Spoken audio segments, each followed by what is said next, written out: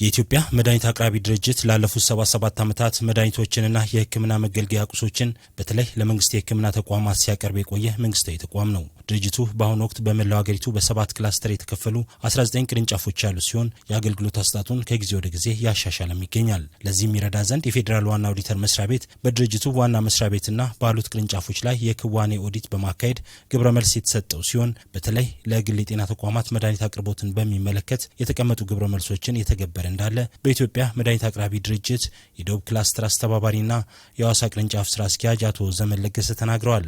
እነዚህ የገበያ ጉድለት የሚታይባቸው ወይንም በግሉ ሴክተር በበቂ መጠን የማይገኙ መድኃኒቶች የትኞቹ ናቸው የሚለውን በጥናት ነው የለየነው። መጀመሪያ ደረጃውን የጠበቀ የጥናት አድርገን አጠቃላይ እንደ ኢትዮጵያ መድኃኒት አቅራቢ አገልግሎት በግሉ ሴክተር ላይ በበቂ መጠን የማይገኙ ነገር ግን በግል ሆስፒታሎች፣ በግል ጤና ተቋማት በደንብ የሚፈልጉ ለህብረተሰቡ ጤና አገልግሎት መሻሻል እጅግ በጣም አስፈላጊ የሆኑና በግሉ ሴክተር ደግሞ የገበያ ጉድለት ያለባቸው የትኞቹ ናቸው የሚለውን ባደረግነው ጥናት ለይተናል። እነዚህ መድኃኒቶች ደግሞ አቅርቦታቸው እንዲሻሻል ስራ አስኪያጁ አቶ ዘመን አክለውም ቅርንጫፉ አገልግሎት በሚሰጥበት በሲዳማ ክልል ከሚገኙ የግል የሕክምና ተቋማት ባለቤቶች ጋር ከመድኃኒት አቅርቦት ጋር በተያያዘ ውይይት ስለማድረጋቸውና የተቋማቱን አገልግሎት ያገናዘበ የመድኃኒት አቅርቦት ለመስጠት መዘጋጀታቸውን አስታውቀዋል።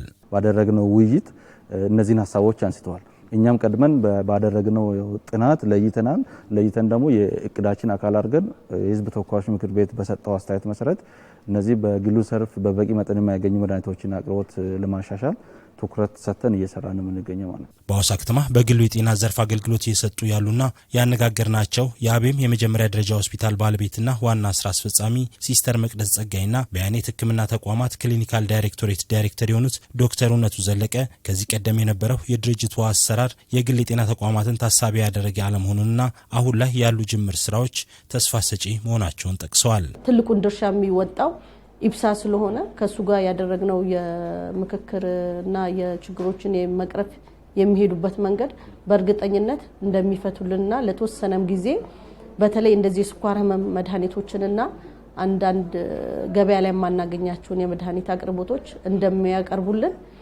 ቃል ገብተውልናል። ስለዚህ አይሆፕ ምንድነው ከተወሰኑ ጊዜያት በኋላ ይሄ ችግሮች ይቀርፋሉ ብለን እንገምታለን። የግል የሕክምና መገልገያ እቃዎች አቅራቢዎች የማያቀርቧቸው ለምሳሌ ለግል የሕክምና ተቋማት በጣም አስቸጋሪ ከሆኑ ግብአቶች ውስጥ በቅርብ በተለይ ነን ኮሚኒኬብል ዲዚዝ ላይ ለምሳሌ የካንሰር ሕክምና፣ የካንሰር መድኃኒቶች፣ የማደንዘዣ መድኃኒቶች ወዘተ በብቸኝነት በሚባል ደረጃ የኢትዮጵያ መድኃኒት አቅራቢ ድርጅት ነው የሚያቀርባቸው ወደ ኢትዮጵያ። ሌሎች የግል አቅራቢዎች ብዙ የሉም።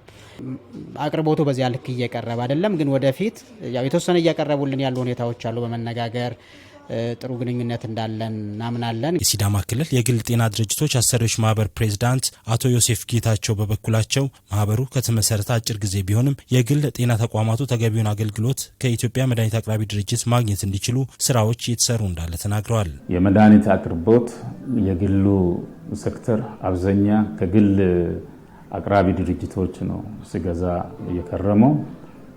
ብዙውን ጊዜ እናነሳለን ይህንን ሀሳብ። የምናገለግለው ህብረተሰብ አንድ ነው። መንግስት ቤትም ታከመ፣ ግለሰብ ጋርም ታከመ አንድ ህብረተሰብ ነው የምናክመውና አሁን ግን ከቅርብ ጊዜ ወዲህ ጥሩ ምላሽ እየተሰጠን ነው ያለው።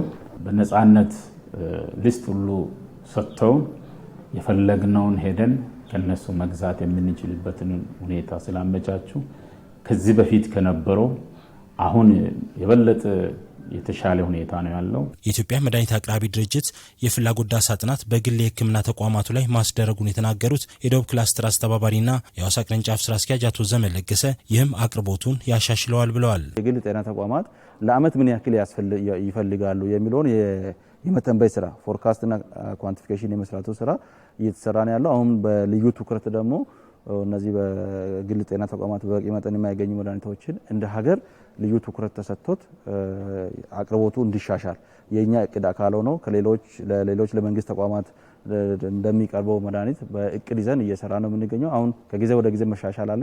በድርጅቱ የመድኃኒት አቅርቦት ሂደት ላይ በተለይ በመንግስት የጤና ተቋማት ዘንድ ውዝፍ የመድኃኒት ዕዳን ያለመመለስ ችግሮች መኖራቸውንና ይህንንም መቅረፍ እንደሚገባም አንስተዋል። አሁን ባለው ሁኔታ ብቻ ከ2.1 ቢሊዮን ብር በላይ እንደ ሀገር ውጪ ተሰብሳቢ ዕዳ አለ።